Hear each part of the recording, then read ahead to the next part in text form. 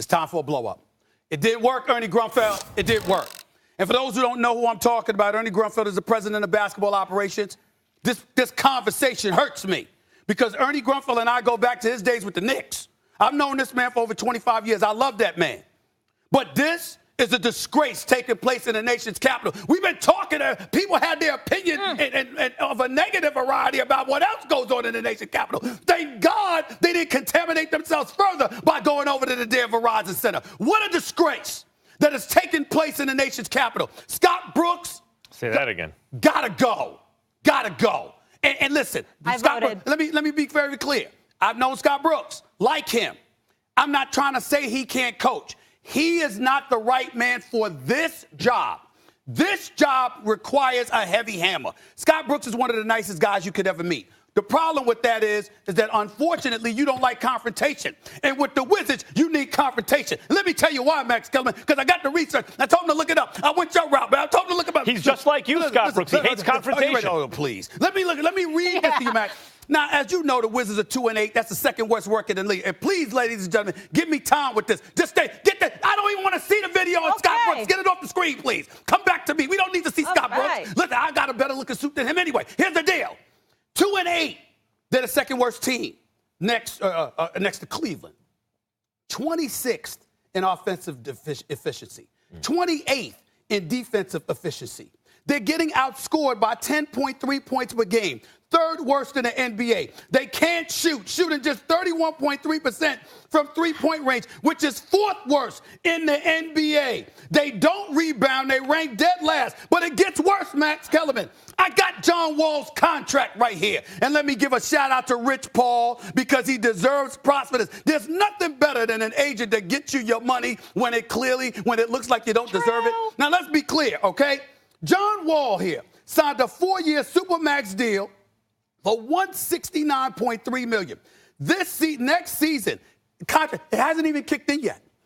He's getting paid $37.8 next year, $40.8 the year after, $43.8 million the year after, and then has a player option of $46.9 million. Not the worst contract on the team, by the way. Now listen, I like John Wall.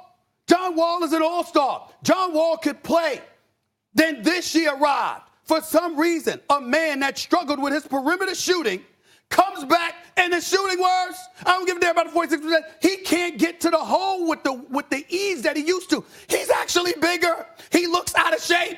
And that's a problem. So now you got that as a problem. Then you got him and Beal and not meshing as a problem. It's contaminated Markieff Morris, who can play.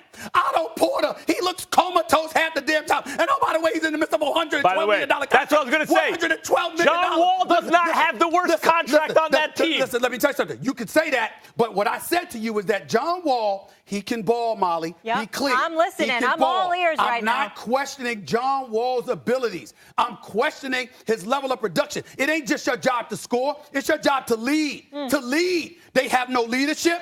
They have no chemistry. They don't even look like they want to play together. Don't get me started with hanging out together, because damn sure if I've seen it, okay, and I'm in the nation's capital enough, trust me, if they were doing it, I'd know. So you're looking at that. Otto Porter looks comatose. Markieff Morris isn't playing up to snuff. And that has a lot to do with your point guard and your lack of leadership. And it's bad enough that you got the Supermax deal, but it hasn't even kicked in yet. The nation's capital, when it comes to the sport of basketball, fresh off a Stanley Cup championship in hockey, have absolutely, positively nothing to look forward to. This situation is an abomination. It has to change, and unfortunately, you can't trade Wall because of the contract that I just gave you, Matt, which means that Bradley Beal is your one commodity that's movable. And oh, by the way, he's got a 15% trade kick in his contract. That means, Max, who's he? Wall. That means if you trade him, Max, you got to give him 15% of what he owes up front. Yeah. Max, could you get him to be a little more passionate, please? I would say no. It's not the time to blow up the Wizards. I'm gonna drink my green tea and calm down. Please, you need to relax. It is not the time to blow up the Wizards. I disagree with Stephen A. The time to blow up the Wizards was at least a year ago. This is what I mean when I say trade them a year too early instead of a year too late. Yep. The old Branch Rickey saying. I said it about the Legion of Boom in Seattle, but they're still good. Right. You can get something for them. When they are perceived as fat and out of shape and not good anymore, and they have a huge contract, now you can't get anything for them. It is painful to make unsentimental, sober decisions, the likes of which Bill Belichick makes. Those feel the fan base doesn't like it, the media doesn't like it. What are you doing? The locker room may not like it. It's not always, but usually, a lot of the time. A lot of the time. Right now, this Wizards team does not have a lot of assets they can move. They overpaid Otto Porter, who's a nice little player, but not a $100 million player. They overpaid John Wall, clearly. Bradley Beal's a nice player. How much better is he than Avery Bradley? He's a little better. Is he a superstar? No. He's a nice player, but you're not going to really, he's your most tradable asset. Good luck, rebuilding that team now. The guys clearly, none of them seem to like each other.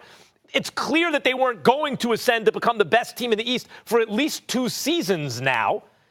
Now, is John Wall untradeable? I don't know. There's a sucker out there. Would the Sixers look at him and think maybe he puts us over the top even though we can't shoot? Would the Knicks think, hey, we need a star point guard? They usually do think stupid things like that. Max, don't make me take some water and throw it over there.